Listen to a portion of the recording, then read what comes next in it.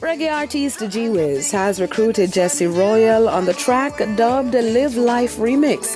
Now, Live Life is featured on G-Whizz's newly released album Just Winning and has been getting rave reviews since being released. The track was originally released back in 2011. The video for the single is produced by John GQ of Fam's House Studio and will be released soon.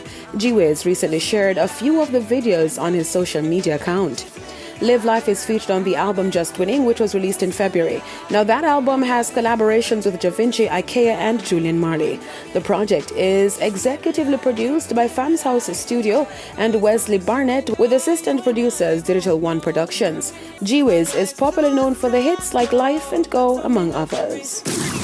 Rum giant's Appleton Estate has been ranked as the second best Caribbean rum distillery by US Today's 10 Best Reader's Choice Awards.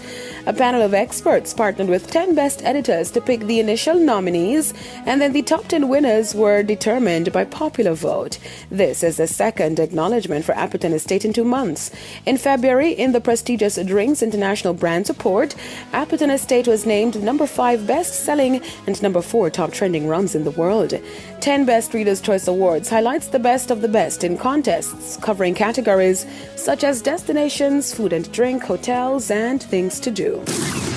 Hollywood star Bruce Willis has ended his acting career after being diagnosed with aphasia, a condition that impedes a person's ability to speak and write.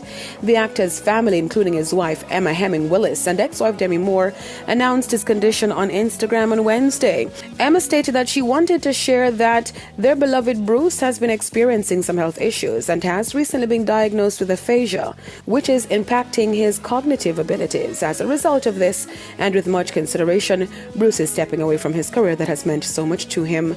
Willis is best known for playing John McClane in the Die Hard films, which made him into a mega superstar.